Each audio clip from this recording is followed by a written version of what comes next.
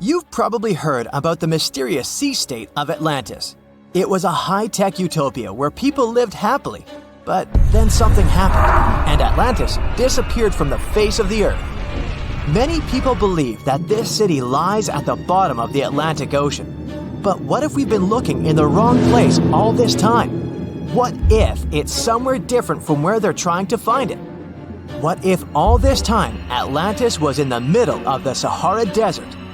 Well, this unexpected theory has some evidence, but to study this version, you first need to understand what Atlantis was and how we got to know about it. The very first mention of the mysterious city was in 360 BCE. Ancient philosopher Plato wrote about Atlantis.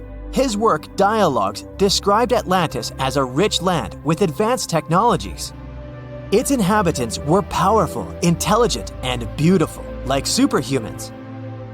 He described in detail the structure of the city, and this was the main reason why many people believed in the existence of Atlantis. According to his records, the Atlanteans built this place in several concentric circles of black and red stone. Then they covered these circles with brass, tin, and precious metals. In the city, there were water channels on which ships sailed. The Atlanteans were sailors, so they built a passage from their city to the open sea. On the internet, you can find many drawings of Atlantis, created based on Plato's descriptions. Take a look at these drawings and an actual photo of the Eye of the Sahara. This place in the Sahara has a shape of several concentric circles. It looks as if a destroyed city left a trace on the sand. Many people have written online that the lost city was located there, but no one could prove it. Once upon a time, the Sahara was filled with rivers and lakes. In prehistoric times, there was only water there. So far, everything matches. The Eye of the Sahara was first discovered in the 1930s. This place was considered a crater from a fallen meteorite. But in the middle of the 20th century, scientists conducted a soil analysis and refuted the version with a fallen space rock. In the end, everyone agreed that this was a dome of molten rocks under which magma was raging. For millions of years, wind and water had been destroying the formed landscape and eventually made it look like perfect circles. But what if the Atlanteans once came to this place and used natural circles to build a city? In this case, we would have many traces and artifacts from this developed civilization. And yes, archaeologists did find some arrowheads, spears, oars, and other things there. But this has nothing to do with Atlantis. In the Eye of the Sahara, a multitude of Acheulean artifacts lies. It was an ancient tribe that frequented this place. For the first time, Acheulean tools appeared more than 1.5 million years ago. Some of the items found there may be 130,000 years old, and according to the records, Atlantis existed about 12,000 years ago. Archaeologists found no artificial structures in this place. There was also no debris or traces of a large city. People would have found some stuff if a big city with advanced technologies had existed here. The main supporter of this idea was one YouTube channel. It collected 1 million views and attracted the attention of many historians and anthropologists. The theory that the Eye of the Sahara is Atlantis was quickly refuted. People found too many discrepancies between this place and the description of Atlantis. The author tried to catch the viewer's attention by presenting external similarities between the natural landscape and the fictional ancient city. Another popular theory claims that Atlantis was a real continent located off the Bahamas, but then this city was swallowed up by the Bermuda Triangle. According to this legend, the city ruins still lie at the bottom of the triangle, but there's no confirmation of this theory either. Writer Charles Berlitz invented it. Adherents of this theory claim that the walls and streets in the western part of the Bahamas might be the ruins of Atlantis. But scientists disagree. They have proven that these walls are natural formations of coastal rocks. There are also rumors that the story of Atlantis was inspired by an actual historical catastrophe, the Black Sea Flood. This is the Bosporus, a strait in Turkey connecting the Black Sea and the Sea of Marmara. Around 5600 BCE, the Black Sea was twice as small as it is now and had many cities on its shores. Unfortunately, a huge flood destroyed this flourishing civilization. Within a year, cities descended underwater, and surviving inhabitants moved to foreign lands and spread stories about the flood. Maybe these stories inspired Plato to come up with Atlantis. In the 1950s, people came up with another version. Atlantis was the continent that is now Antarctica. Tens of thousands of years ago, a warm continent with a developed city shifted to the northern part of our planet because of the movement of Earth's crust. The Atlanteans couldn't adapt to the cold conditions, and Atlantis was covered with a thick layer of ice. This theory was refuted when scientists began studying the tectonic plate's nature. It turned out that Earth's crust couldn't have moved such a huge continent as Antarctica. The tectonic plates don't behave this way at all.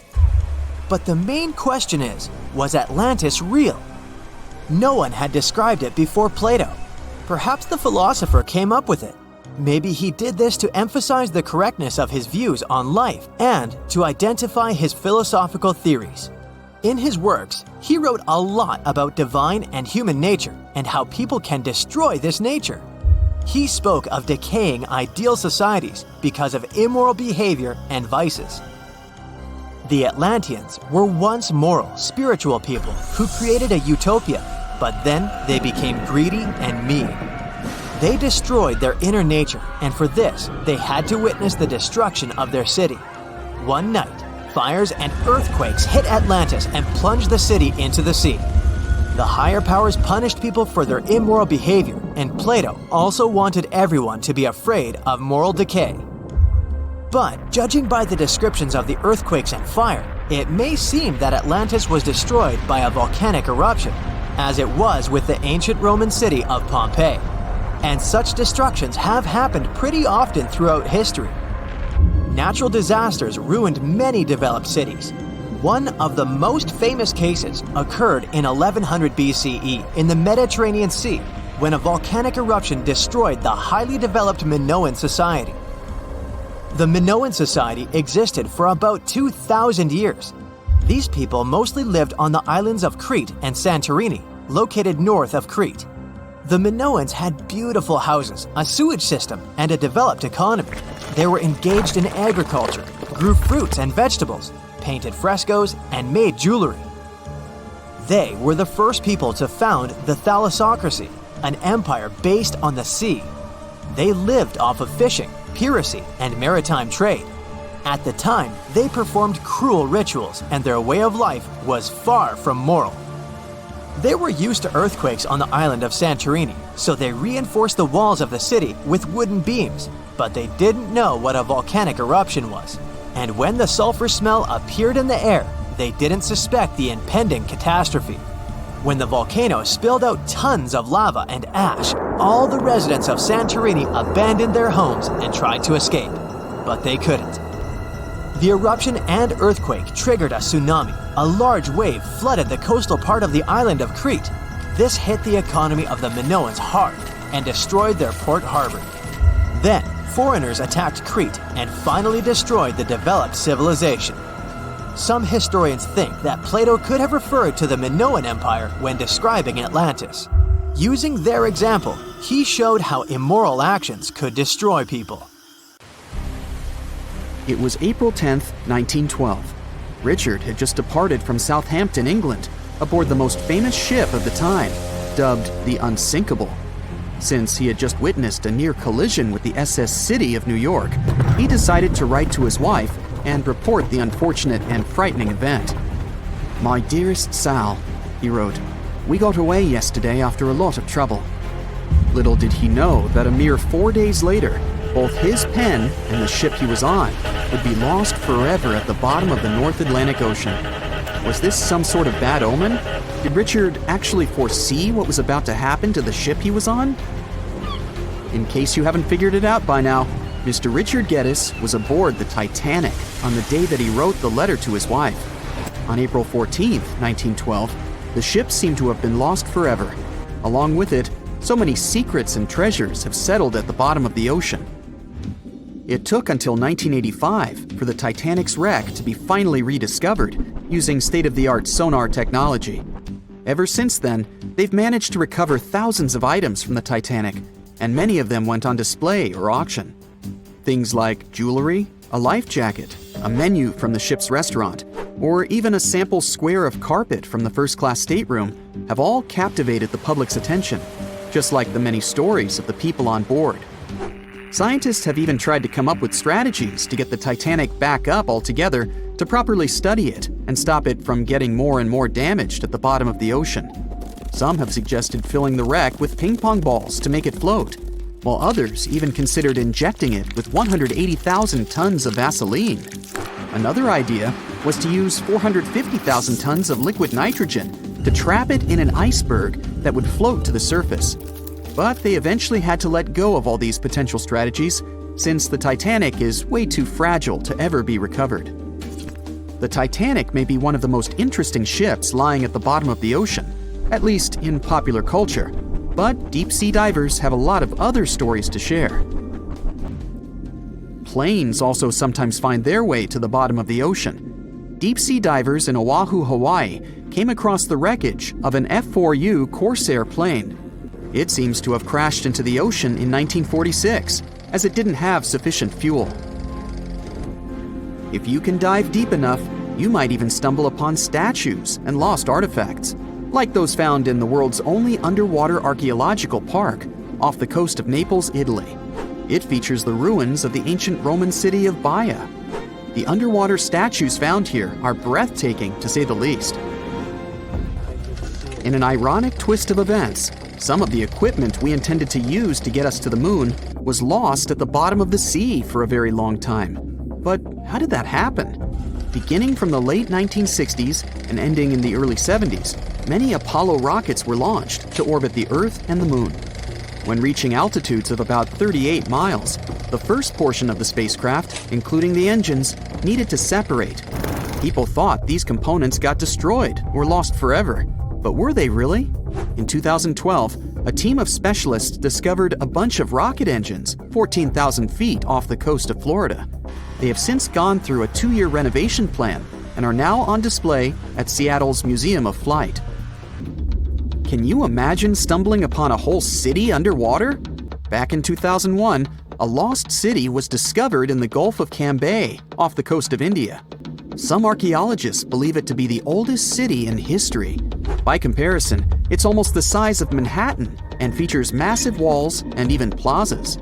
They stumbled upon pieces of sculpture, artwork, and even what looked like ancient wooden furniture, believed to date back up to 9,500 years ago and 5,000 years older than any city previously discovered. Okay, how about an underwater river?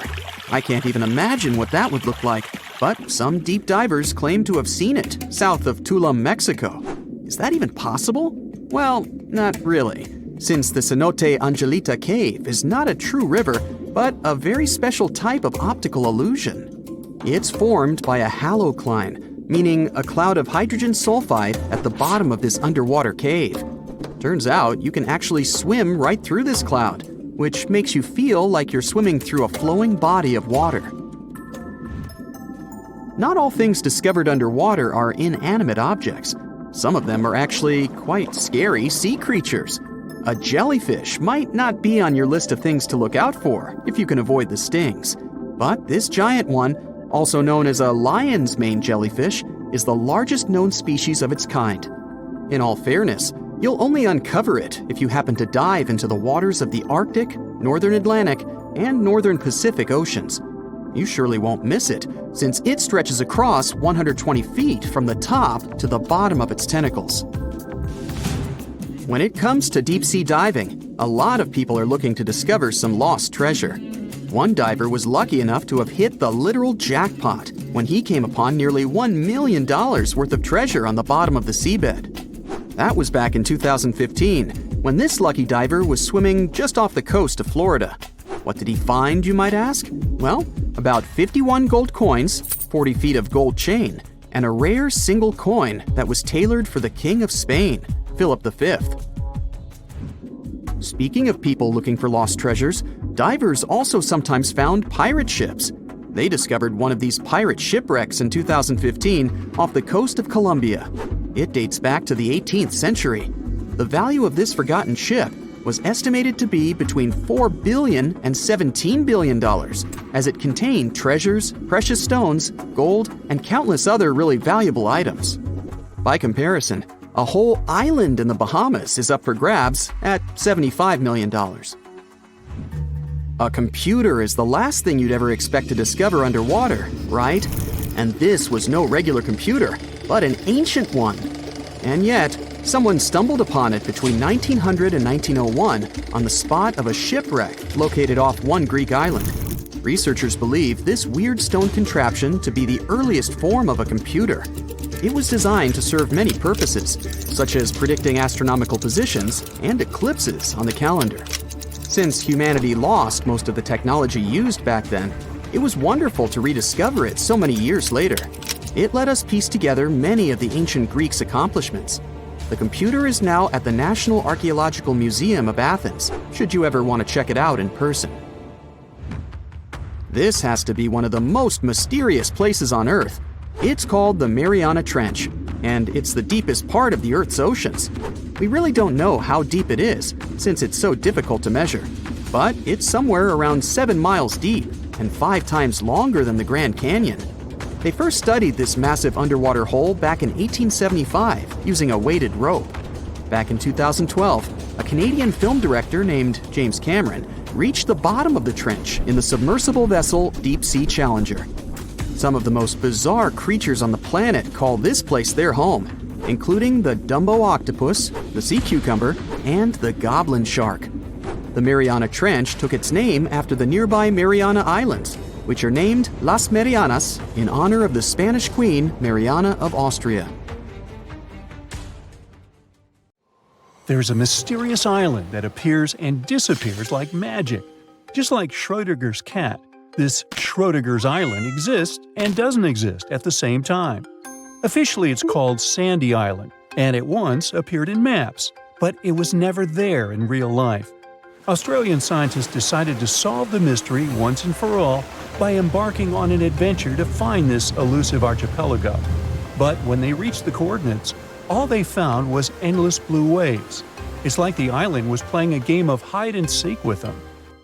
This story goes back to 1876. A whaling ship was crossing the area and reported an island.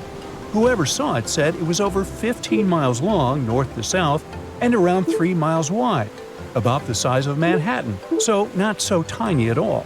But every time researchers went to visit the area, they found nothing. So in 1974, an official mission from New Caledonia declared that Sandy Island was simply not a thing and excluded it from all maps. People went on with their lives until they noticed that the island was appearing on Google Earth as a black blob. In 2012, another Australian expedition went out to check out the area to get some explanations. They had to write a eulogy for the long-lost island and explain what could have created this mess. For starters, mapping technology wasn't at its peak back in the 1900s. It was easy to get the coordinates wrong. Then there was the fact that the area is big on volcanic activities. It's likely that volcanic lava cooled down and created a raft of some kind. Let's say that the whaling ship went by, saw the volcanic raft, and thought it was land from a distance. But hey, it's just a guess. Humans have ventured far and wide across the globe, and it may have seemed at some point that we discovered each and every nook of our planet. But when Mount Liko popped up on Google Earth, scientists were overcome with excitement. This hidden gem in northern Mozambique is no ordinary rainforest. It's nestled inside a volcano. Determined to confirm the existence of this mysterious forest, experts assembled a team of top-notch scientists and specialists from around the world. The journey to Mount Liko was no walk in the park, with a daunting vertical rock climb standing between them and the forest. But after 6 years of planning and preparation, they were ready for the challenge. Once they got there, they saw it was even better than they imagined. The place was like a perfectly tended garden. The forest sounded unique and different from other rainforests. there were some insanely huge caterpillars that looked dangerous. And they even found ancient pots and evidence of an untouched human ecosystem. Ooh. Terra incognita means unknown land. And one of the largest unknown territories being uncovered today is the land beneath Antarctica's ice sheets. Below the snowy surface, there is an entirely new world of canyons, waterways, and lakes, which are now being mapped. One can't help but wonder, is there really liquid water below Antarctica's frozen surface? Yep. Water can exist without freezing due to pressure. The liquid water is the result of Earth's warm interior, and that's how we get things such as Lake Vostok. Now, you can't see it, but Lake Vostok is right here. Located in East Antarctica, it lies beneath 2.5 miles of thick ice. This huge lake is about 4,800 square miles. Humans could only discover it with the help of some top-notch technologies like seismic soundings and ice-penetrating radars. According to these scientists, it's likely that the lake has been there for up to 15 million years. Bhutan is on the map for, among other things, being the happiest country in all of Asia. But it kept a hidden gem for all these years, one of the world's tallest unclimbed mountains, Kunkar Pansum. Bhutan is enmeshed in the glorious Himalayan mountains. That's why the climbing community was beyond excited when they discovered an untouched mountain. Imagine being the first person to climb an unexplored peak. That would probably guarantee you a spot in the Guinness World Records for sure. The mountain has been untouched because of a Bhutanese law. For locals, the mountain peak is a sacred site, shrouded in mystery and legends. One of their beliefs is that the sacredness of climbing a mountain lies not in reaching its peak, but in truly communing with the mountain and enjoying the process. We got to admit, that is a bit of a newsflash for Westerners. If you're ever in the state of New York, make sure you check out the Aglo General Store. You'll have to drive somewhere around the Catskills to find a beautiful, grand, big nothing. Aglo is one of America's most famous paper towns, aka a fake town. But this case is different from Sandy Island. Aglo Town never existed, and it wasn't a mistake. You see, there's an old copyright practice amongst map makers. They add in paper towns so they can know when someone is simply copy-pasting their work. What they didn't expect is that this would get completely out of hand. Some say that one day a guy picked up a map at a gas station that had Aglo Town marked in it. The person decided to open a store over there and named it Aglo General Store. Some say the guy who opened the store faced a lawsuit from the map makers. Anyways, it only lasted enough years to become a national joke. Americans drove from all over the U.S. to get a picture of the town's fake welcome sign. And then we've got Bermeja Island, located in the Gulf of Mexico. This funky island appeared on many maps of the 16th and 17th centuries. It was probably drawn by Spanish explorers. Sure, the exact location varied from map to map, and its name sometimes appeared as Bermeja, but its existence was certain enough.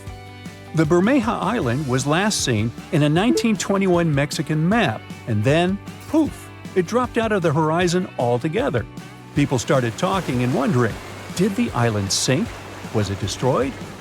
In 2009, 3 official investigations happened to search for the island. They used high-tech technologies to scour the Mexican seabed, but Bermeja was nowhere.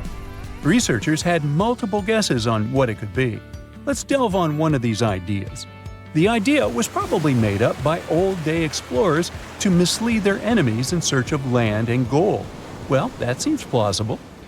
Now, let's take a look at Rio de Janeiro. Once, the city was filled with informal territories. These places are known as slums or favelas. They're like mini-cities inside the big city. Some favelas are known to be underprivileged territories, where dwellers don't get the same urban perks as other citizens, such as the sewage system and garbage pickups. These slums grew so quickly that the government didn't have time to keep track of their developments. So today, it's usually the dwellers themselves that name the streets and make do with whatever they have at their disposal. One of the biggest slums in Brazil is located in Rio de Janeiro, the so-called Hacienda, and it was only recognized as a neighborhood by the local government in the 1990s. Our own ocean floor is less mapped than Venus, Mars, and the Moon. In fact, 95% of our oceans are unexplored. Strange, right? We do have the available technology, which is mainly sonar soundings, sending wave sounds to the ocean bed and registering what they hear back. One of the main advantages of mapping the seabed more thoroughly would be to get more insight to marine hazards such as earthquakes, tsunamis, and volcanic eruptions. Plus, there are so many unidentified marine life. This could give us a great insight into preservation and discovering the true dynamics of our marine ecosystems.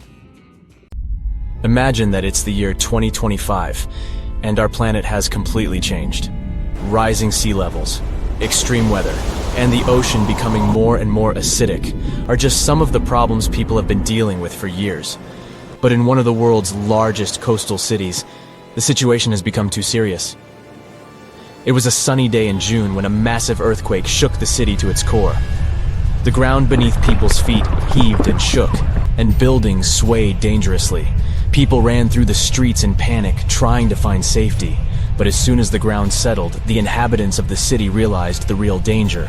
A wall of water, almost 100 feet high, was rushing toward the city, propelled by the force of the earthquake.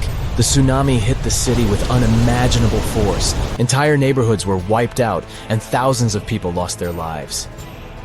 But here's where things get interesting. In the aftermath of the disaster, the city's authorities realized that they couldn't just rebuild the city as it was before. They needed to be better prepared for the next potential disaster. And so they came up with an incredibly ambitious project to build an underwater city.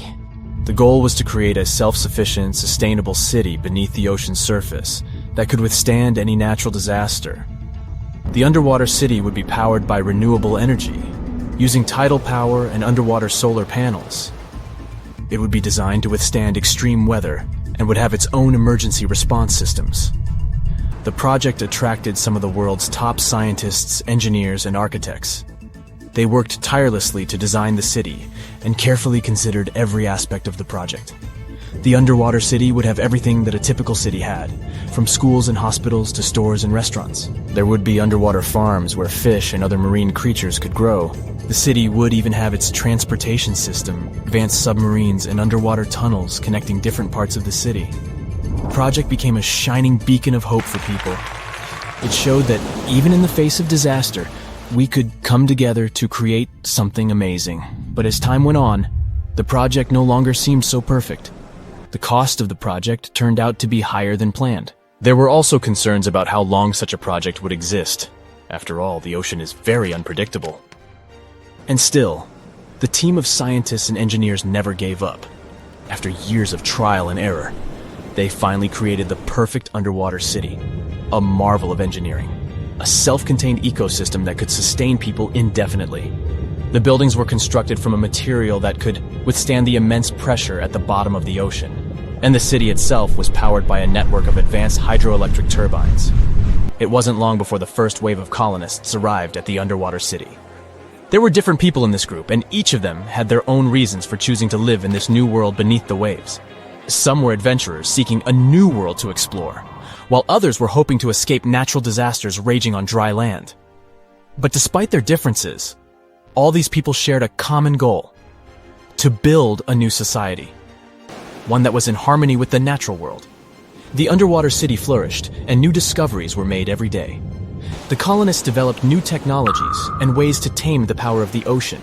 They learned to farm the sea and started cultivating underwater gardens that provided them with a steady food supply.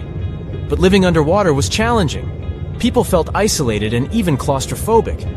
The situation came to a head when a group of activists started to protest against the city's expansion plans. They argued that the underwater city was a threat to the environment it was meant to protect, and that the colonists should focus on reducing their impact on the delicate underwater life. The protests sparked a heated debate among the colonists. Some of them argued that the survival of the city depended on its growth and expansion. Others claimed that the city needed to prioritize the protection of the environment above all else. In the end, a compromise was reached. The city would continue to expand, but the main priority would be sustainability and a responsible attitude to nature. The colonists would do their best to reduce their impact on the environment by using new technologies and following strict conservation rules. And they would also remember the importance of protecting the ocean and its fragile ecosystem. Years went by, and the underwater city continued to thrive. New generations of colonists were born, and they grew up in a world entirely different from the one their ancestors had known. They never saw the world on the surface, but appreciated the beauty and complexity of the underwater world they called home. And as the years passed, the city became a symbol of hope for a world struggling with the devastating effects of climate change. It showed that despite all difficulties, people could come together to create a better world. It is a reminder that the future is not set in stone, and that we can build it sustainably and in harmony with the natural world.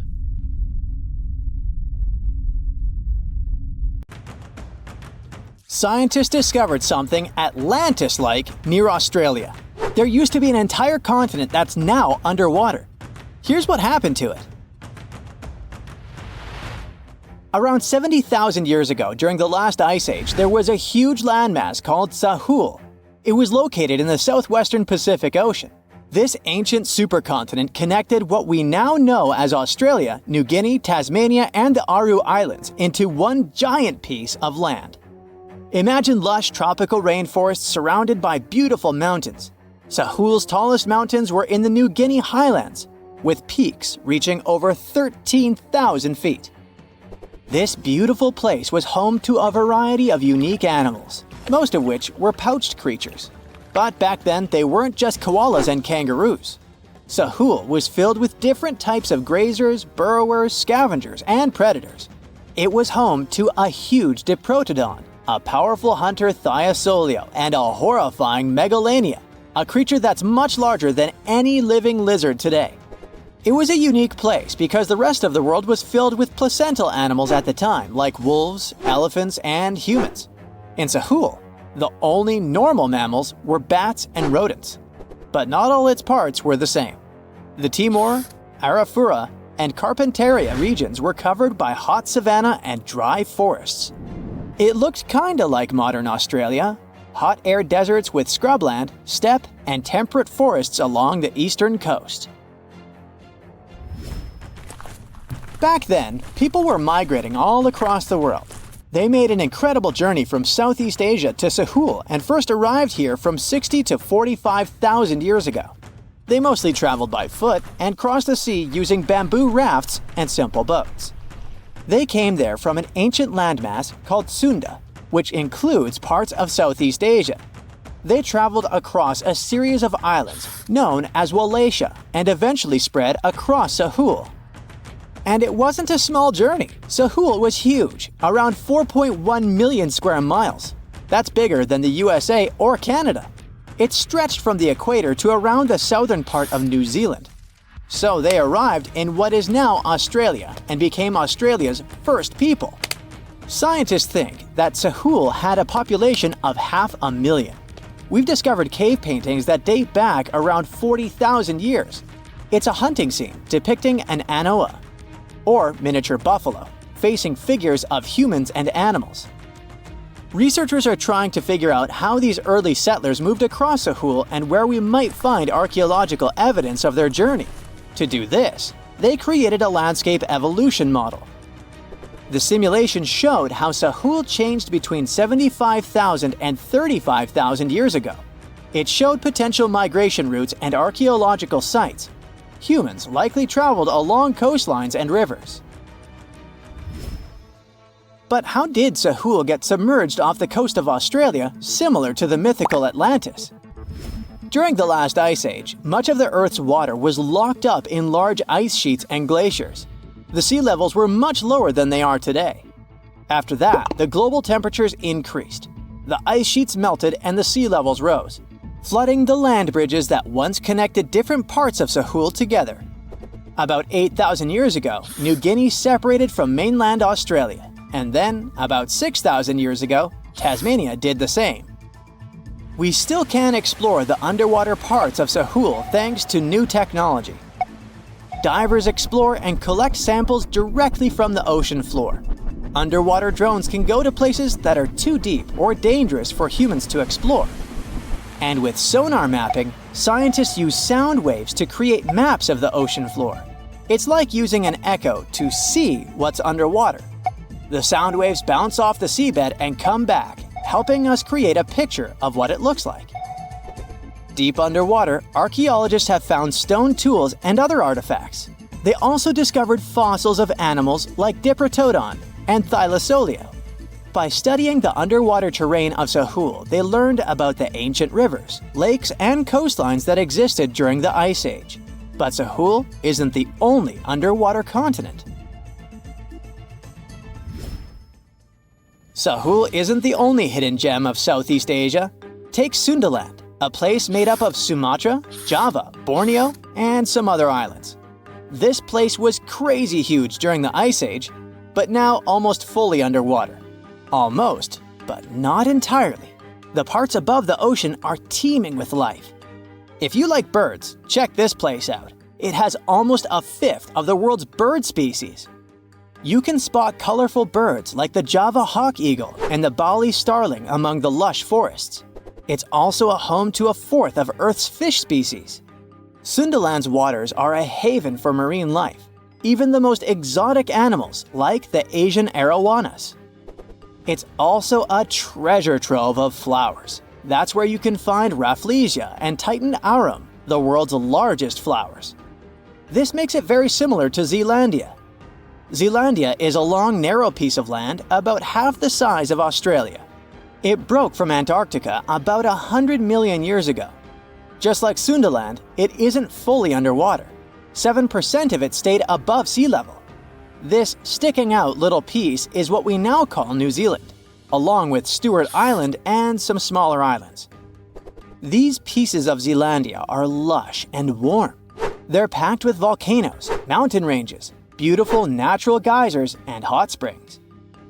Local people, Maori, use these hot springs for cooking.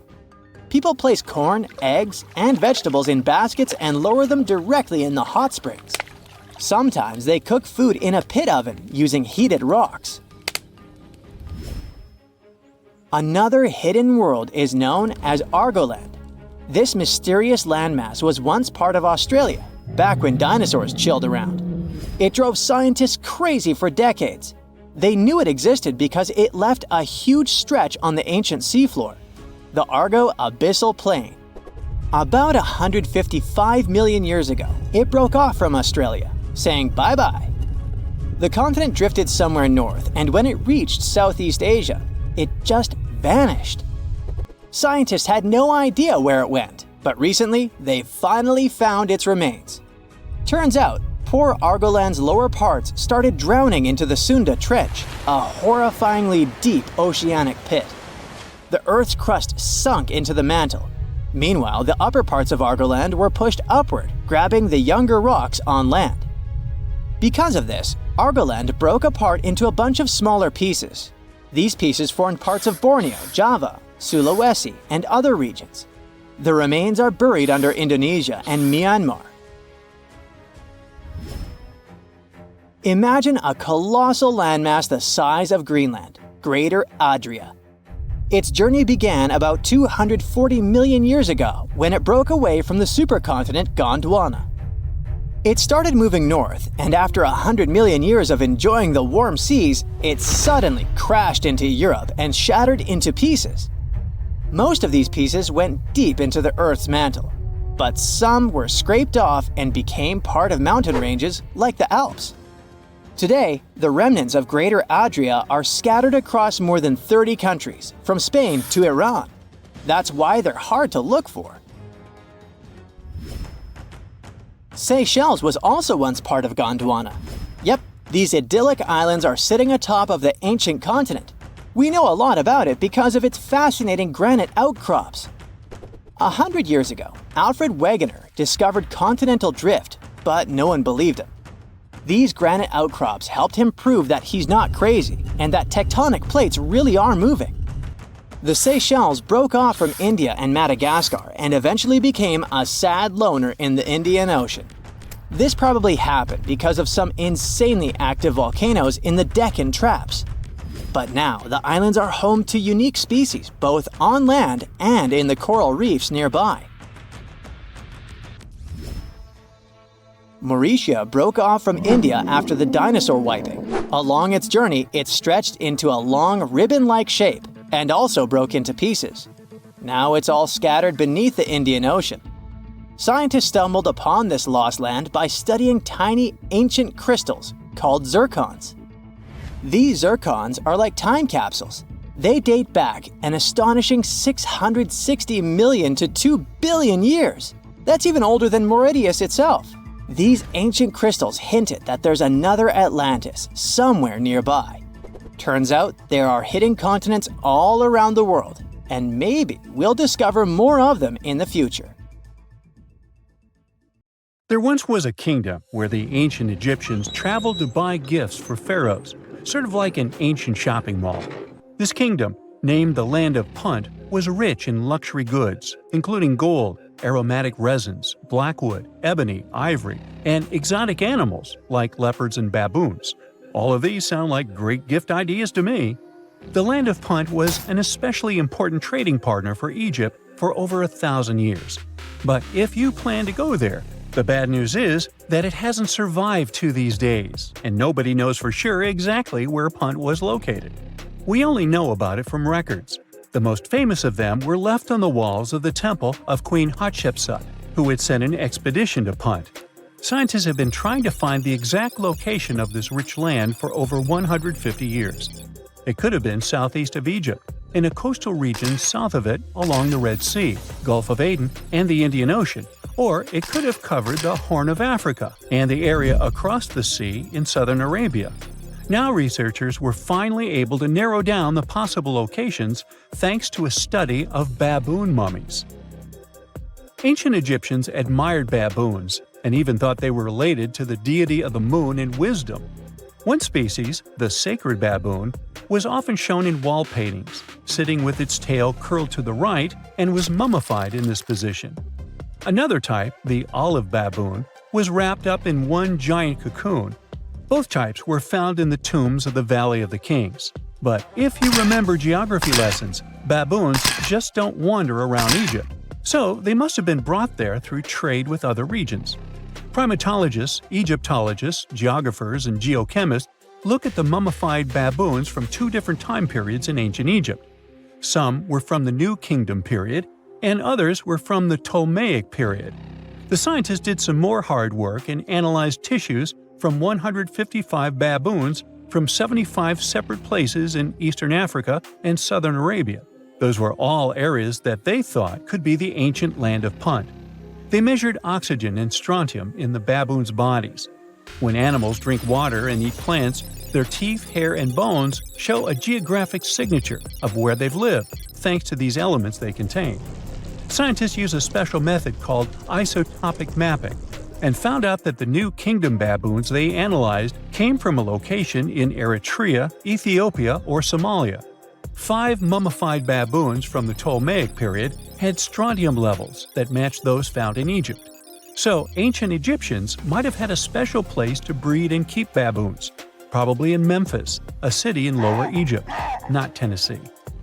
Meanwhile, paleontologists from New Zealand got lucky, as some boulders had split open from the tide and revealed fossils of the largest penguin that has ever lived on Earth.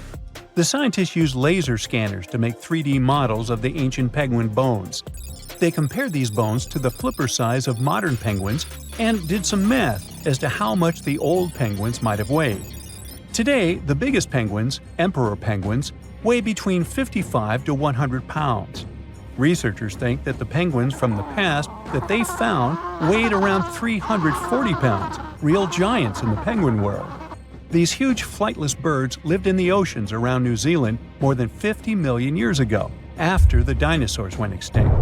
They totally took advantage of their big bodies to stay warm in the cold water.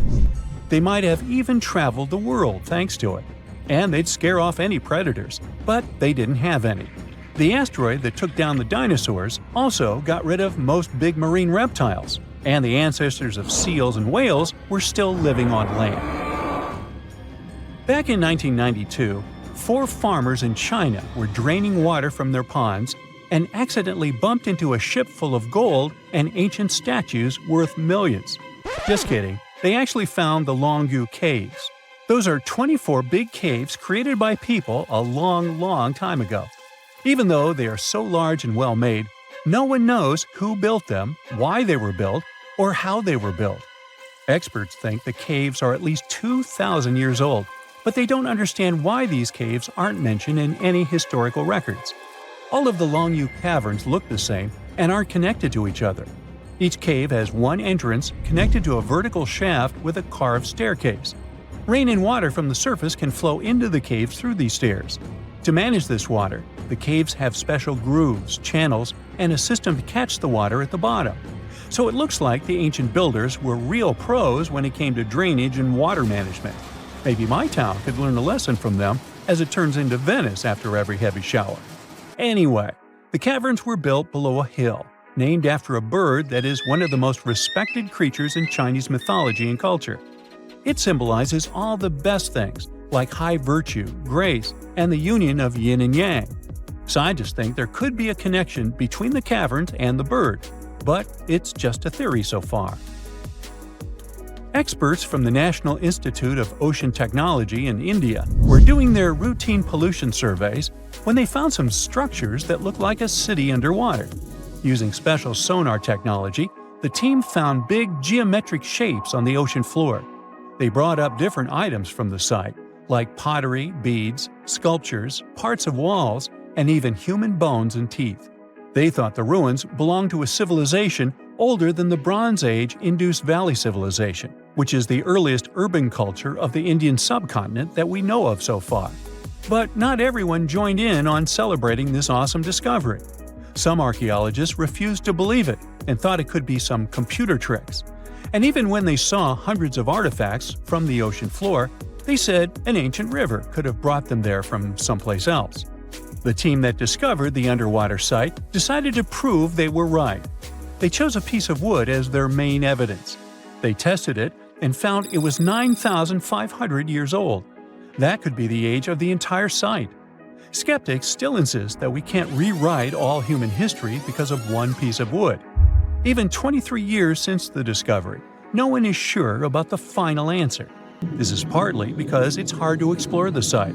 It's in extremely dangerous waters with strong currents and riptides. During the cool Antarctica's summer, from late November through January, geologists from the University of Wisconsin-Milwaukee climbed the frozen slopes of the McIntyre Promontory in the Transantarctic Mountains. High above the ice fields, they looked through the mountain's gray rocks for fossils from when the continent had green forests. By the end of their trip, the geologists found fossil pieces from 13 trees. These fossils show that the trees are over 260 million years old. This means the forest grew at the end of the Permian period before the first dinosaurs even appeared. More than 90% of all species on Earth disappeared back then, including the polar forests. These trees would have been very tough if they grew in Antarctica and could have survived. But a huge increase in gases like carbon dioxide and methane must have taken them down. This Antarctic forest is a terrific way for us to see what life was like before the extinction, and we might even understand what caused it. It also shows us how plants were different back then from those we are used to now. Before we get into the reason why and how there are pyramids all around the world, let's talk about some of the examples. I'll start with the Pyramid of the Sun in Mexico. These folks really knew how to build a city. Their well-planned urban center spanned over 7 square miles and boasted several pyramids. But the Pyramid of the Sun is the most impressive. This giant pyramid was built way back in 100 CE and is one of the biggest structures of its kind in the whole Western Hemisphere. It's so big that it's 216 feet high above the ground. If you ever find yourself in this ancient city, you won't be able to miss the Pyramid of the Sun. It's right there on the east side of the Avenue of the Dead, the city's main north-south street. To build this incredible pyramid, around 1 million cubic yards of material were used, including a special kind of red volcanic rock called Horizontal. Impressive, huh? We don't know too much about the people who built the Pyramid of the Sun or its purpose. But archaeologists believe there was once a temple on top of it. When explorers went below the pyramid in the 1970s, they found a bunch of cool tunnels and chambers. In 2011, they even found a secret stash of clay pots, obsidian pieces, animal bones, human figurines, and a mask. Who knows what other secrets the pyramid is hiding? If you decide to see this one, you must climb the pyramid using the 248 uneven steps on the west side. Watch your step. Sudan got some pyramids too. Nubian pyramids aren't as big as the ones in Egypt, but they still got around 200 of them. These ancient pyramids have been home to the tombs of the pharaohs of the Meroitic Kingdom for almost 1,000 years, who ruled Egypt from Nubia to the Mediterranean Sea. The pyramids at Meroe were constructed using granite and reddish sandstone. Oh, and did you know that Sudan has more ancient pyramids than Egypt? The Kushite pyramids depict the indigenous architecture and burial traditions of Nubia's Napata and Meroe kingdoms, which ancient Egypt influenced. Meroe, the burial site of over 40 queens and kings, is the most extensive Nubian pyramid site. The tomb walls depict mummified royals bedecked in jewelry, their wooden caskets containing bows, quivers of arrows, and other artifacts pointing to the Meroitic relationship and trade with Egyptian and Greek civilizations. So if you're looking for some ancient tombs to explore, you may consider skipping the crowds in Egypt and heading on down to Sudan. Let's fly to Iraq to see some more pyramids. Ziggurats have fancy receding layers and tiered temples. Instead of a smooth exterior, it has tiers like a cake. Perfect for all the important work and rituals that went on inside.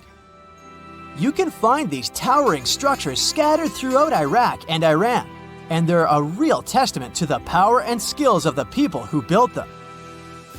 One of the biggest and most impressive ziggurats is the ziggurat at Ur. It's basically a giant rectangular pyramid that stands a whopping 70 to 100 feet tall, with 3 levels of terraces and a temple on top. Can you imagine how many baked bricks it took to build that thing? Try 720,000 for just the lower portion. This particular ziggurat was built for Sumerian king Ur-Nammu. Similar to other ones, this pyramid has been around for thousands of years, so it got a little rough around the edges. Thankfully, the Babylonian king Nebuchadnezzar II and some archaeologists came to the rescue in the 6th and 20th centuries respectively, and now you can find this near Talil Air Base. The ziggurat at Ur was built in 2100 BCE by King Ur-Nammu for the moon deity Nana. It was the tallest building in the city, and you could see it from miles around. It was like the medieval cathedral spire of its day. People would come here to bring their agricultural surplus and get their food allotments and seek spiritual nourishment.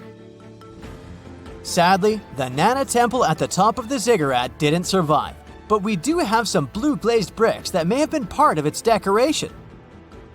The lower parts of the ziggurat are pretty amazing though. The architects even included holes in the temple's baked exterior to let the water evaporate from its core. Since we explored some of the pyramids on our planet, let's take a broader perspective. They can be found in many parts of the world. Egypt has over 100 pyramids, double that number in Sudan, and dozens of others are scattered in the Middle East and China. The Americas have the most pyramids in total, with more pyramids than the rest of the world combined. These pyramids are located in Mexico, Guatemala, Honduras, and El Salvador. Time to know more about the evolution of pyramids through history. The oldest pyramid is in Egypt. This pyramid was a step pyramid, which was created by placing one layer of stone on top of another, The pharaoh Sneferu is credited with creating the pyramid shape we recognize today. During his 45-year reign, he built 3 pyramids. His first 2 attempts failed, but he finally got it right with the Red Pyramid, which is considered the first true pyramid. It was Sneferu's son, Khufu, who built the Great Pyramid of Giza, which was the tallest human-made structure on Earth for almost 4,000 years. Latin American pyramids are similar to early Egyptian step pyramids, but they were built independently with no knowledge of each other. The pyramids in Sudan were built around 700 BCE and are tall but much narrower than those in Egypt. How in the world did all these civilizations build these things without even texting each other? After all, the Aztecs, Mayans, and ancient Egyptians were about as different as possible.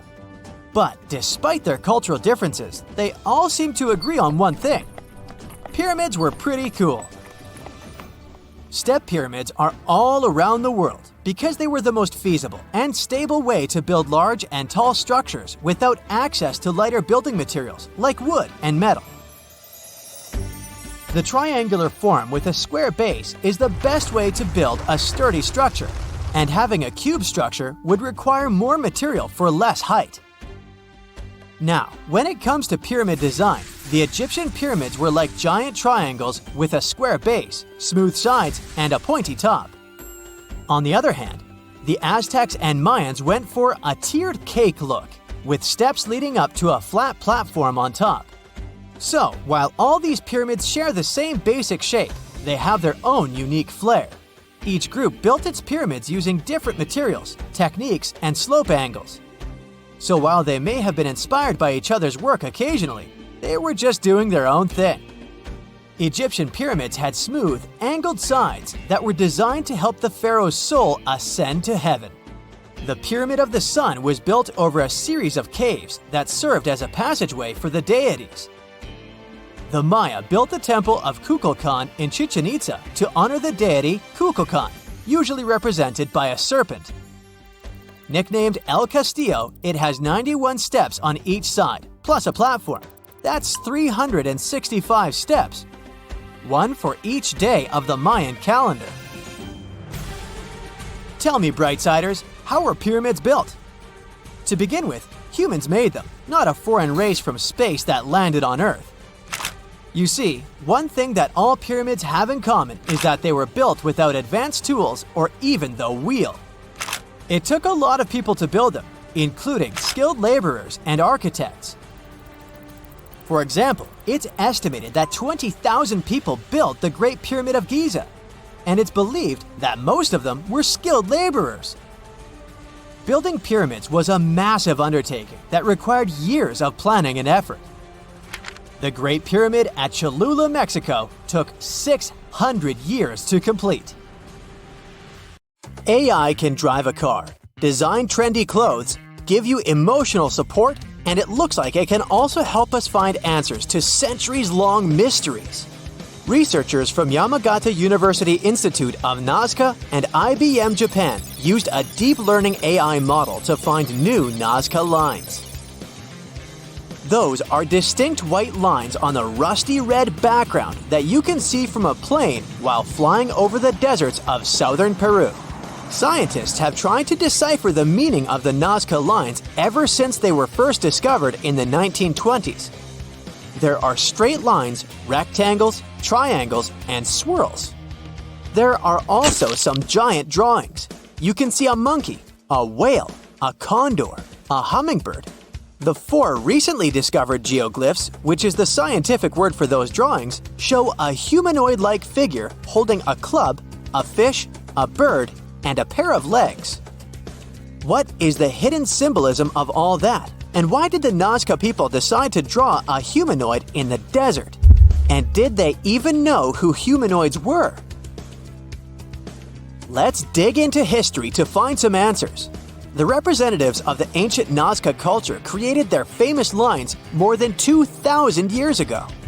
The geoglyphs have stood the test of time thanks to a dry climate and strong winds in the desert.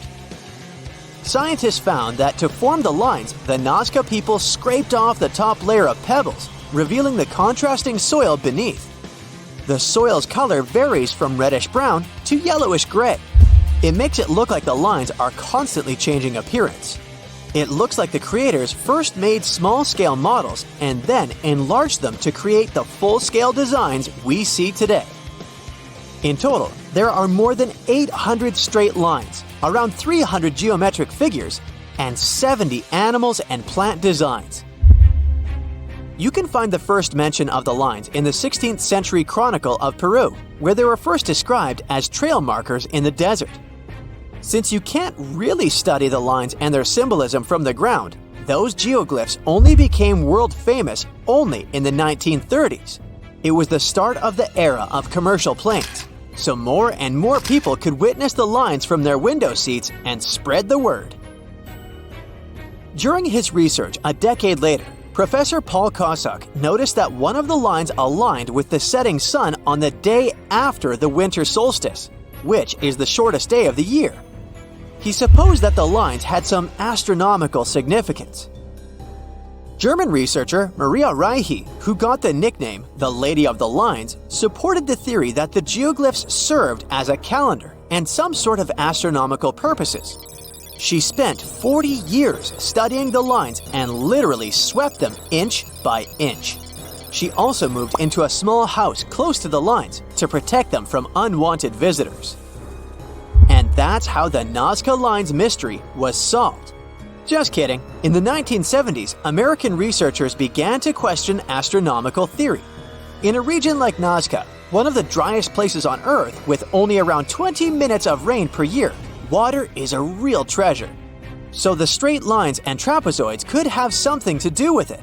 They could have been an ancient version of Google Maps, pointing at locations for rituals that the local people organized to get some water and help their crops grow. The images of animals in the Andes region are also related to water. Spiders are thought to be a sign of rain. Hummingbirds symbolize fertility, and monkeys living in the Amazon mean an abundance of water. That could explain the choice of symbols in the desert, but there's no strong proof to support this theory. So the work on explaining the meaning of those mysterious geoglyphs is going on. In the 21st century, the Nazca Lines have become the research ground for archaeologists from Yamagata University.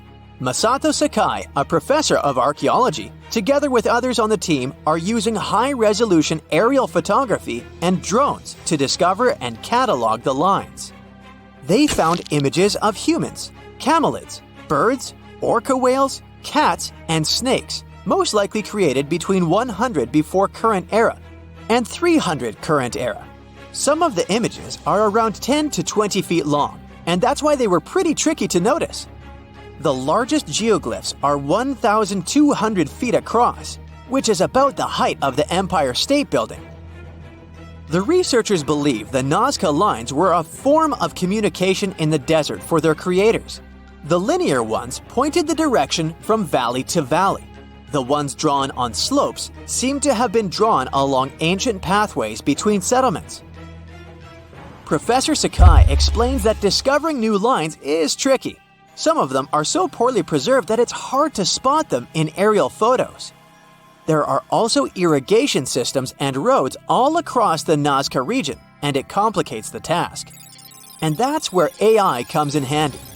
The team showed it pictures of previously explored Nazca Lines so it could learn what to look for. Then, AI went through tons of footage taken from planes and satellites and also laser data from previous surveys to identify the lines scientists hadn't found before. The system works 21 times faster than humans, and it made some curious discoveries.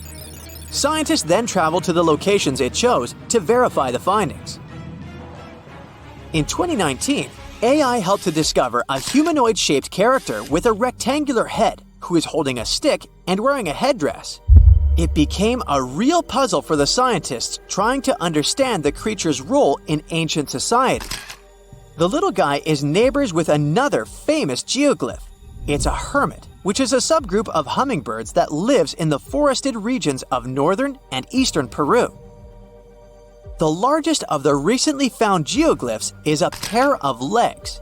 It's more than 250 feet across, about 4/5 as tall as Big Ben. Could be an homage to some ancient supermodel. The fish and the bird are around 4 times smaller. Why they are where they are is still a mystery. Listing new geoglyphs isn't the only way AI is helping scientists. It's doing a lot of good for astronomy. It analyzes vast amounts of astronomical data and uses its algorithms to identify patterns, classify celestial objects, and even predict new events. For example, AI models have been developed to detect and categorize galaxies, search for exoplanets, and identify rare cosmic phenomena. It also helped analyze data obtained by the Kepler mission to discover new Earth-sized planets circling other stars. AI is also transforming the field of chemistry.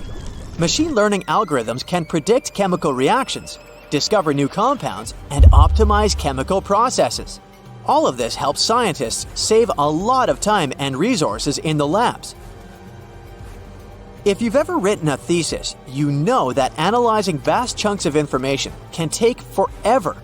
Now imagine you need to analyze the archives of the British Library's national newspaper. It's piles and piles of history. So, researchers are teaming up with the curators to develop special software that can analyze the vast amounts of data extracted from these collections. Computational linguists and historians will be able to delve deep into the past and get some insights into changes in society and culture. They'll focus on key periods and track how advancements in technology shaped various aspects of society. AI even helps in the conservation of seals. It's really expensive and challenging to monitor certain species of those cutie pies living in the sea ice zone.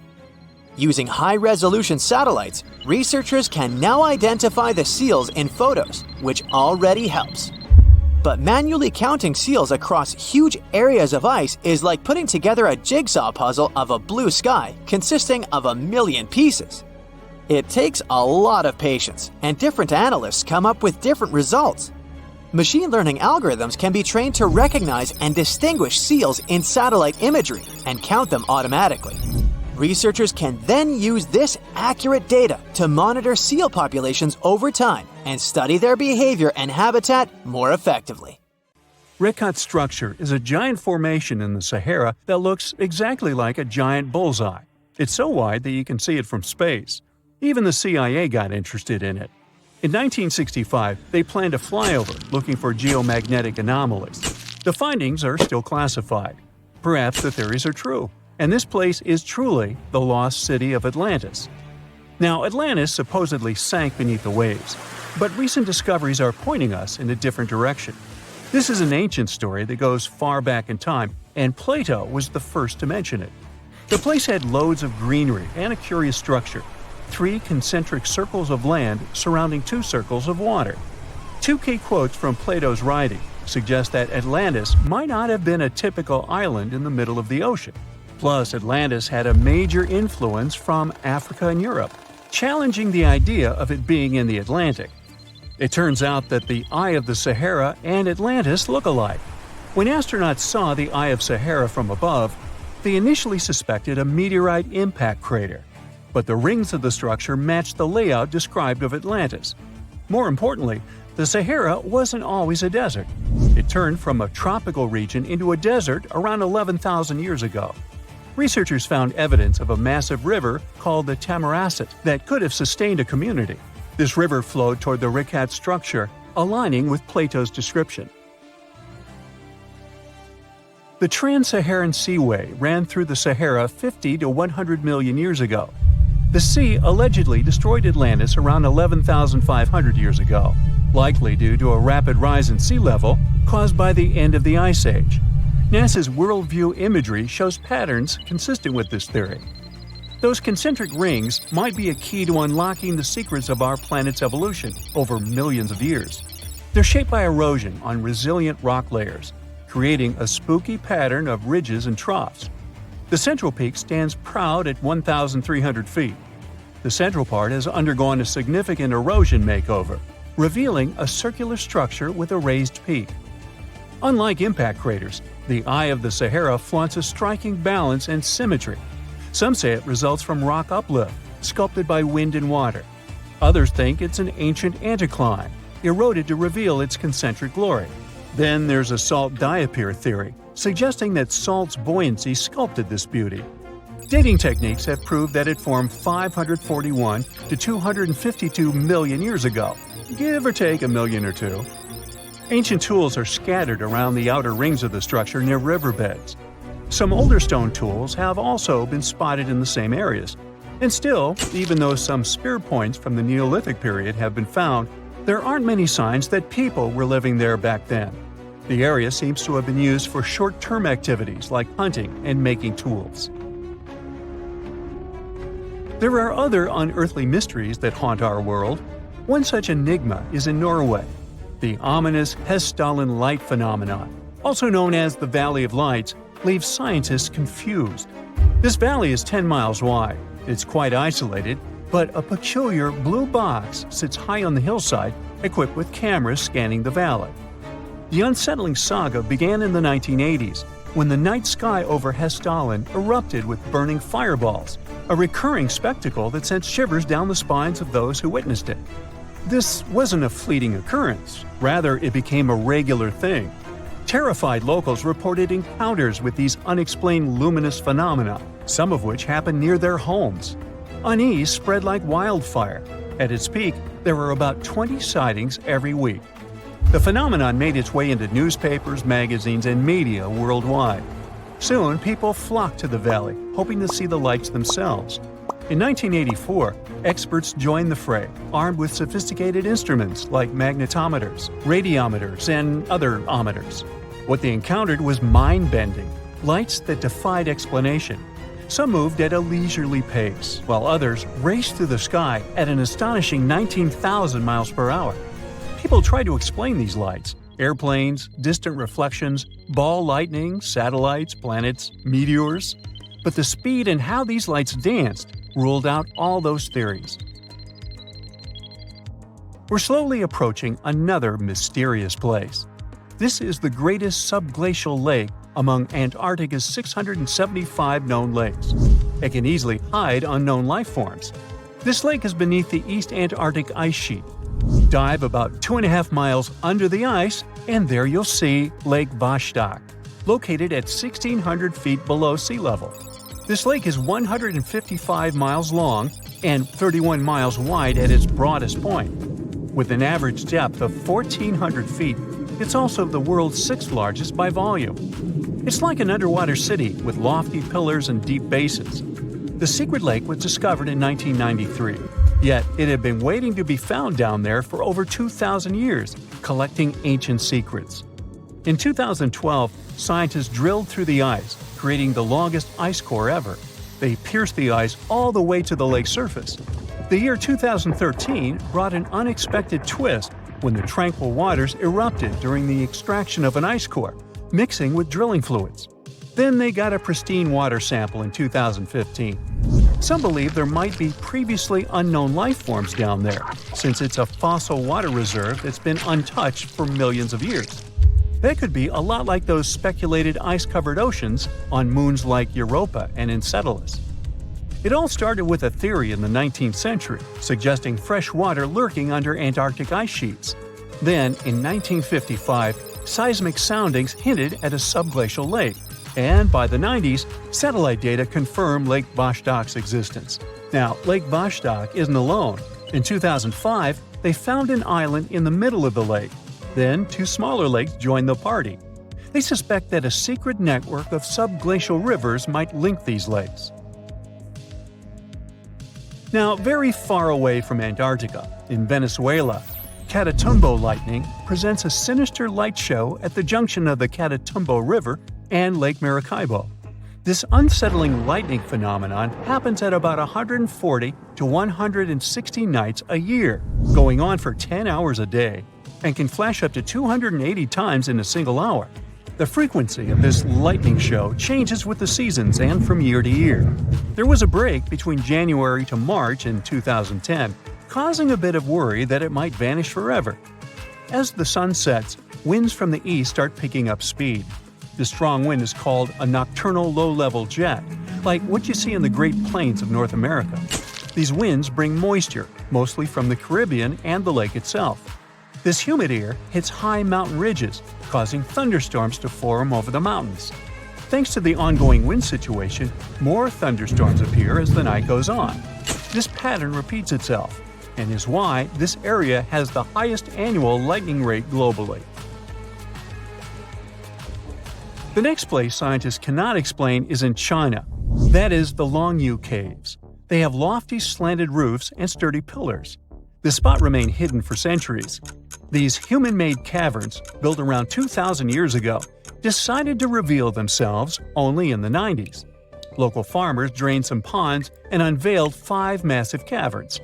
Further digging exposed an additional 19 smaller caves. They range from 60 to 110 feet in width and 26 to 50 feet in height.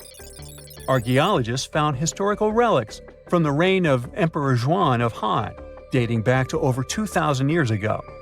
Now, how did these caves survive for more than 2 millennia without falling apart? No ancient records explain the way they were crafted either. The walls show chisel marks, hinting at some layer-by-layer chiseling action, but the exact construction process is still a head-scratcher. Do you know how many continents there are on Earth? That's an easy one, 7. But wait a second, aren't Europe and Asia one large continent, Eurasia? It looks so when you look at the world map. Well, scientists think differently. They don't just look at bodies of land sticking out of the sea. Geoscientists study the types of rock that continents are made from. When you see the world from their perspective, the number of continents actually increases. Yes, they are not a myth. Lost continents exist, or at least they used to. They are hiding under other land masses. Peekaboo! Researchers have recently discovered one continent just like that. It's called Greater Adria. Sound familiar? Yes, it has something to do with the Adriatic Sea. This lost continent is completely buried under Europe. It collided with Europe and started to sink under it a long time ago. Today, it lies beneath Italy, Greece, and the Baltics. Its size and even shape match that of Greenland, the world's largest island. But how did geoscientists find Greater Adria? It's no longer visible, but it left some clues. Parts of it were embedded in the Alps. Other chunks were incorporated into present-day Italy and Croatia, on the other side of the Adriatic Sea. Limestone rocks from the former continent started to change once they were under the European landmass. Tremendous heat and pressure spread over tens of millions of years changed their structure. Out goes the limestone, in comes the marble. All the Greek and Roman temples you admired on your summer vacation were constructed using this marble. It was sort of a going-away gift from a long-lost continent. Greater Adria camouflaged itself well for thousands of years, but other lost continents were hiding in plain sight. Have you heard of Earth's 8th continent, Zealandia? Probably not, because it sits under the surface of the Pacific Ocean. 95% of Zealandia is now underwater. Can you guess where exactly? Its name is a good hint – under New Zealand. If you open Google Maps, you can see its outline. Look for a lighter shade of blue in the ocean. It should stretch from New Caledonia to New Zealand. This bump in the ocean floor used to be above sea level. It was about 2/3 of Australia and more than twice the landmass of Greater Adria in size. We can spot Zealandia today because it hasn't sunk too low, and that's the best way to discover other lost continents. Imagine the Earth without the oceans. The bottom of the sea isn't flat. There are mountains and trenches. You could put Mount Everest in the deepest of them, and there would still be 7,000 feet between it and sea level. This trench got so deep because of a geological process called subduction. The Pacific Plate got under the Philippine Plate. Earth's crust is made out of those plates that float in a sea of molten rock. Then they bump into each other, one goes down while the other one rises. That's how Greater Adria ended up under the European continent. Our planet is constantly on the go. We don't notice this process because it happens deep beneath our feet. 120 million years ago, Australia and Antarctica were a single piece of land. Yep, the coldest and one of the hottest places on Earth were once the same territory. Antarctica said goodbye to Australia, but it didn't leave empty-handed. Today, there is an oceanic plateau in the Indian Ocean. The word plateau comes from French, and it means elevated flatland. And the name of this land sounds like the title of a Hollywood movie, Broken Ridge. Long ago, it was connected to another lost continent. Scientists believe that it made a land bridge between India and Antarctica. What was this land like? The answer possibly lies in a tiny archipelago in the southern Indian Ocean. These islands are all that is left of an ancient landmass. They have a cold climate. The islands feature glaciers because they're so close to Antarctica. But in the past, the climate must have been temperate with plenty of rainfall. The animals and plants would have been similar to those that we find in tropical regions today. The lost continent's landscape probably resembled that of New Zealand. Now, while we're in the area, can you guess which continent the island state of Madagascar once belonged to? If you guessed Africa, sorry, you were wrong. Hey, don't feel bad. Look up and to the right of the map. The correct answer is India. Some 120 million years ago, I wasn't around then, India separated from the African continent and went northeast. Madagascar wasn't quick enough and ended up as an island off the southeast coast of Africa. But there is evidence of an even greater landmass, the lost continent of Mauritius. Scientists found traces of the ancient landmass under the island of Mauritius. Today, it's a tourist hotspot, but millions of years ago, it was a real hotspot, volcanoes and all. That's how scientists were able to retrace the steps of Mauritius. They found a mineral that exists in rocks, which lava spews out after an eruption. The long-lost land once covered the area from Mauritius to the west coast of India. Imagine if that land existed today. It would form a great mix of Indian and African cultures. The local dishes would definitely be spicy. Now, speaking of spicy, have you had Indonesian food recently? Just 50,000 years ago, Southeast Asia looked much different. There was no Sumatra, Borneo, Java, or even Australia. Just Sunda and Sahul, two continental masses that were divided by a deep water trench. You had the extension of mainland Southeast Asia on one side and the greater Australia on the other. Back then, Bali stood at the southernmost tip of Asia. Biologists were among the first scientists to notice the split. Species developed differently on Sunda and Sahul. That's why Australia has unique animals, such as the kangaroo, wombat, and platypus. And did you know that a giant kangaroo once roamed the island of New Guinea? That's because, up until the end of the last age, there was a land bridge to Australia. Today, the two islands are separated by the Torres Strait, but it's quite shallow, less than 65 feet. It's a reminder that this was once a single landmass called Sahul. Another ocean strait that isn't too deep separates Asia from North America. The Bering Strait sits today in the place of Beringia. This ancient landmass wasn't that big. It stretched 1,000 miles from north to south. That's just a third of the driving distance from Los Angeles to New York. Beringia was important for another reason. During the Ice Ages, it connected the whole world. Water levels were 300 feet lower than they are today. If they went even lower, you could walk from the Cape of Good Hope in Africa all the way to Cape Horn in South America. Talk about the ultimate backpacking route. Today, you can hop on an airplane and fly to pretty much any place on the globe. The world has never seemed smaller, has it? Well, it has. Some 300 to 200 million years ago, we were all one world, literally. Pangaea was a supercontinent that included all of the continents. Its name is in Greek, and it simply means all Earth. But Pangaea started to crack up. The biggest gap formed between the Americas on one side and Europe and Africa on the other.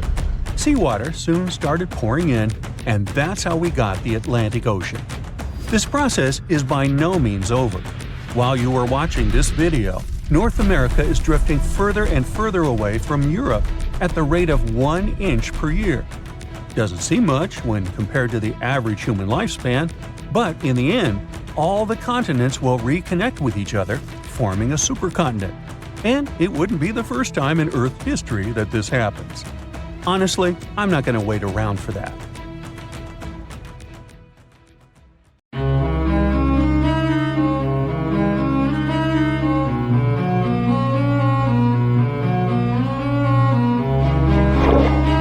question for you. Do you think Atlantis could be real? It remains as one of history's greatest mysteries. The legend began with Plato all the way back in ancient Greece, the tale of a civilization that formed and prospered before our own. Atlantis was supposedly a highly technological society, much like the Mayans.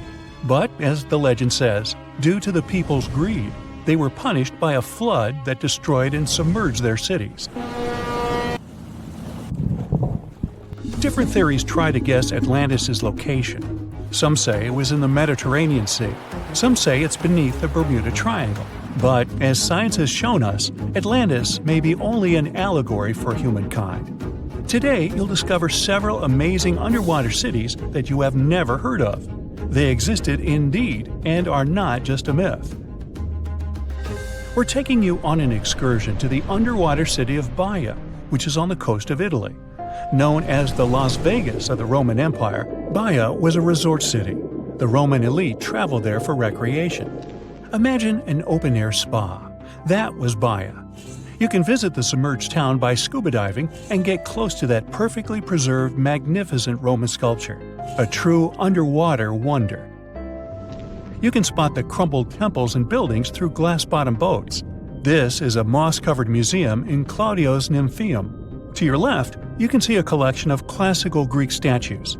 Swimming down the Via Herculeana, you'll arrive at Villa Aprotio. Villas are Italian-style houses, and here you can admire their original marble floors. Notice the black and white patterns and the astounding shapes they make. Next, you'll arrive at Portus Julius. Can you see the collapsing wall structures at the bottom of the seafloor? You'll see well-preserved columns and limestone floors. Behold the ruins of the thermal baths of Lacus. The remaining multicolored mosaics are something great to see. You'll see their orange, blue, and green tiles if you get close enough. At Pisoni's Villa Pila, you'll see 25 preserved Roman pillars. Notice the arches, the frescoes nearby, and the magnitude of this well-kept treasure.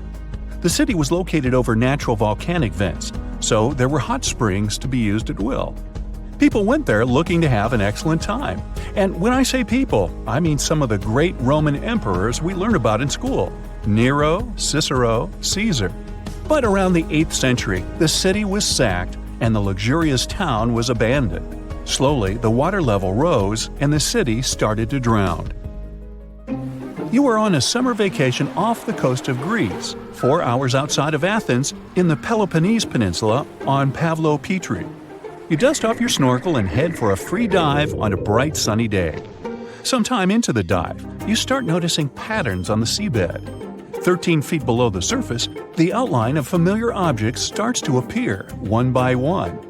As you continue swimming, what looks like the outline of an entire city emerges before your eyes.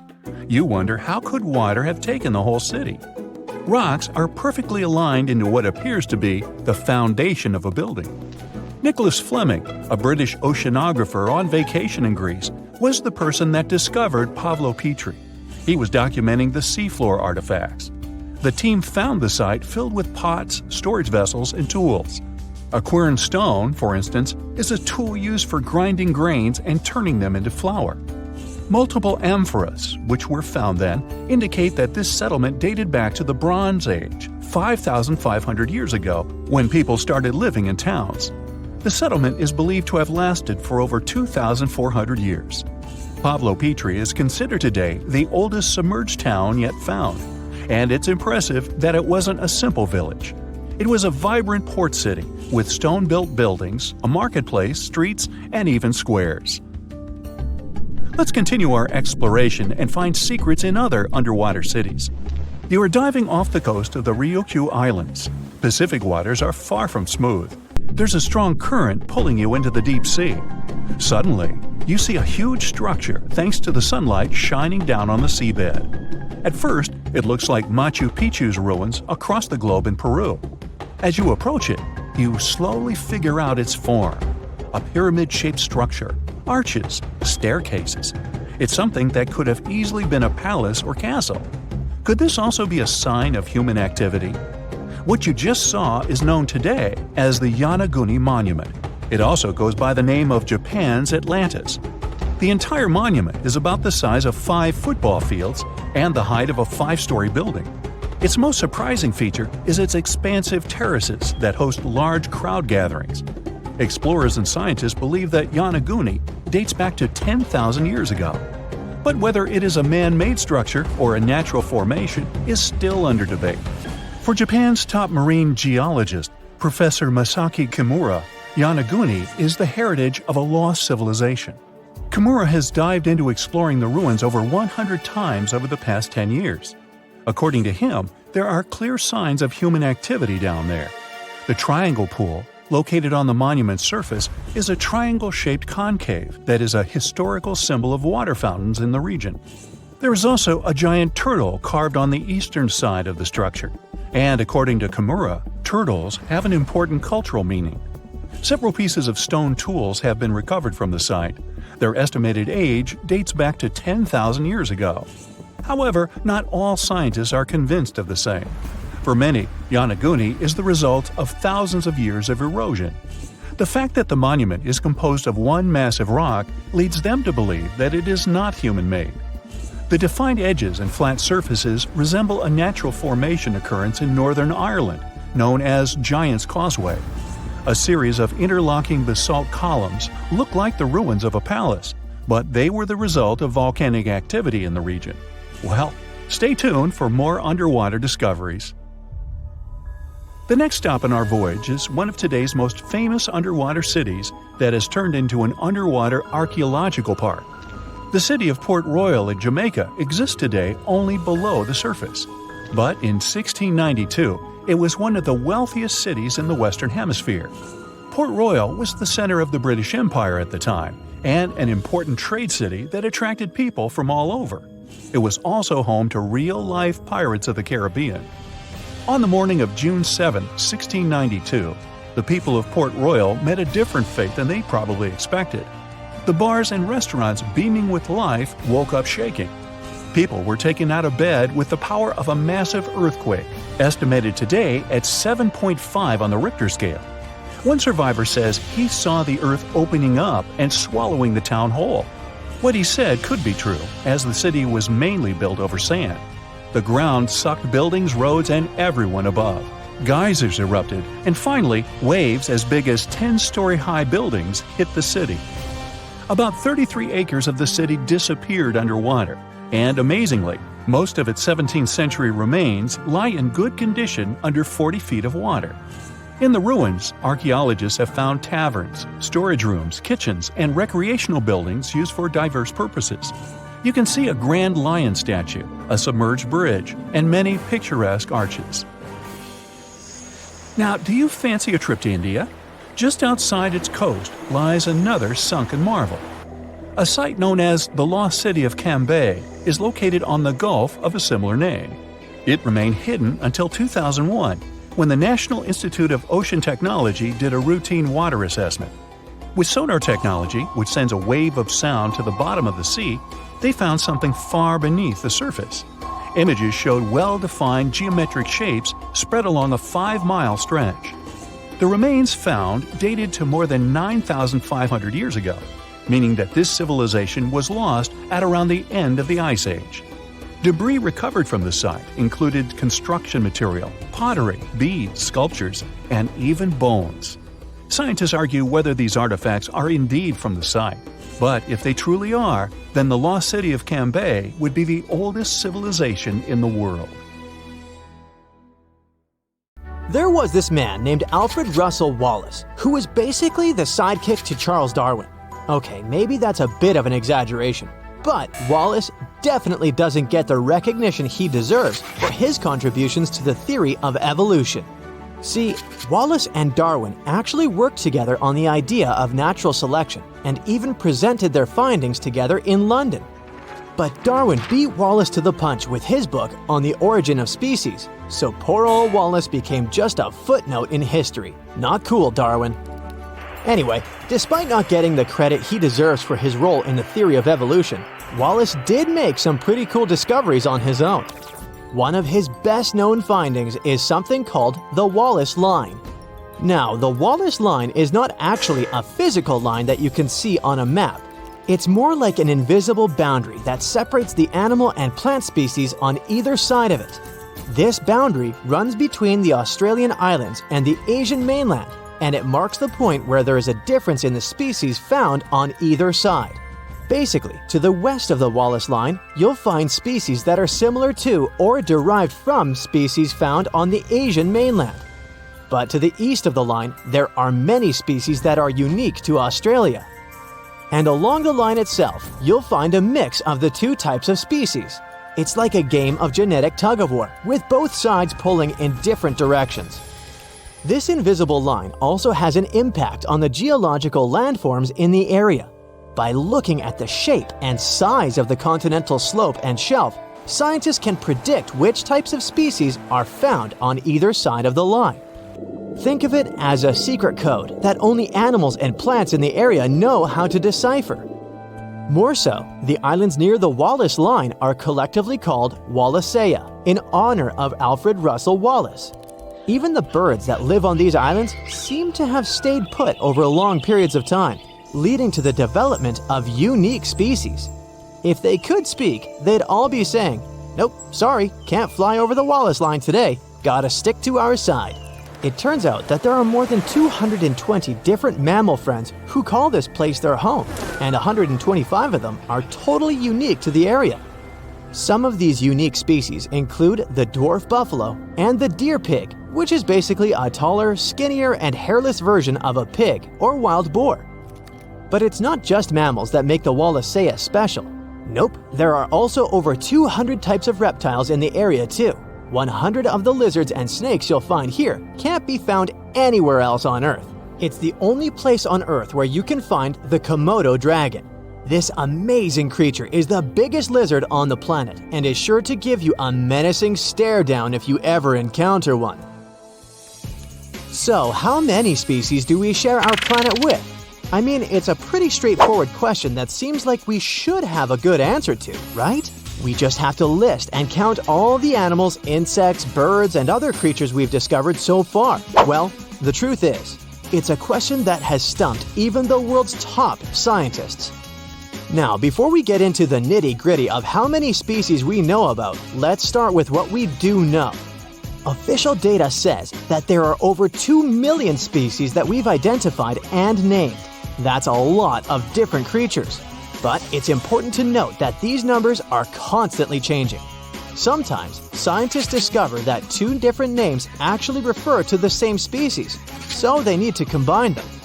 Other times, they realize they've accidentally given two different names to the same species. Whoopsie. So, if we take into account these synonyms, we might actually only have about 1.7 million unique species that we've identified so far. But regardless of the actual number, we know that we haven't even come close to finding all the different kinds of species that exist on our planet.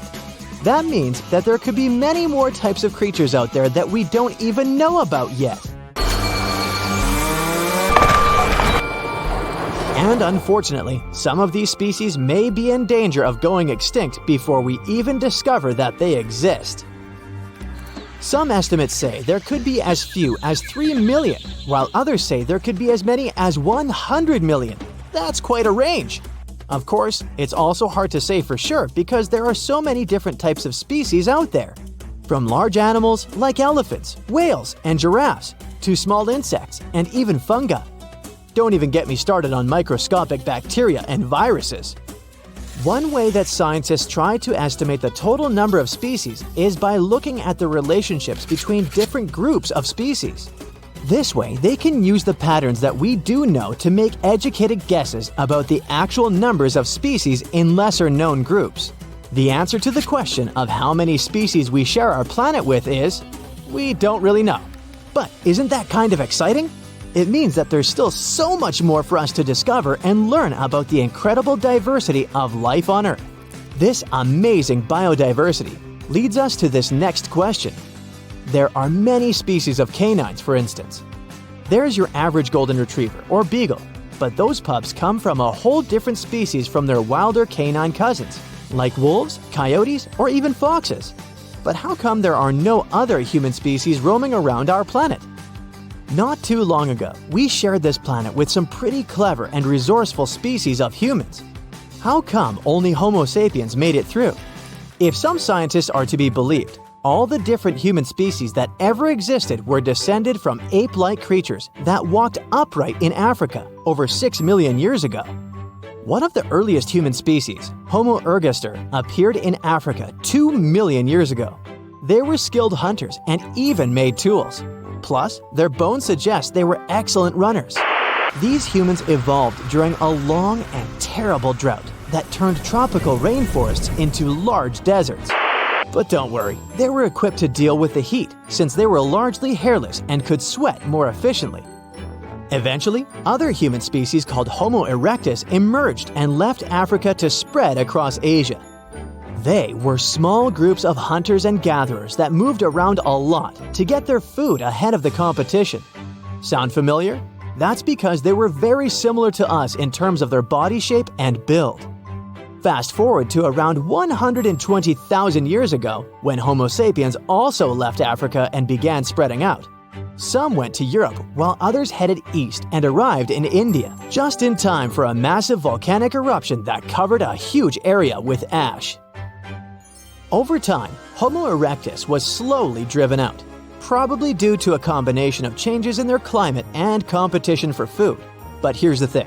Homo erectus was actually slightly bigger and more powerful than Homo sapiens.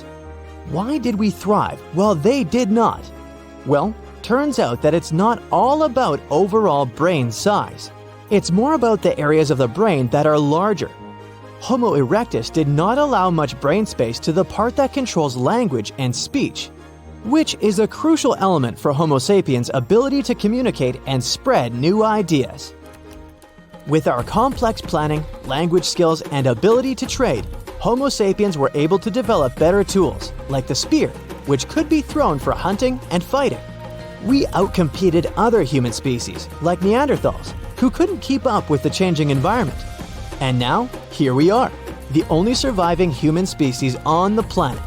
It's pretty amazing when you think about it. There's such a huge gap between us and our nearest primate relatives. And if there were other human species still around, we might not feel so special. Maybe a little dose of humility wouldn't hurt, huh?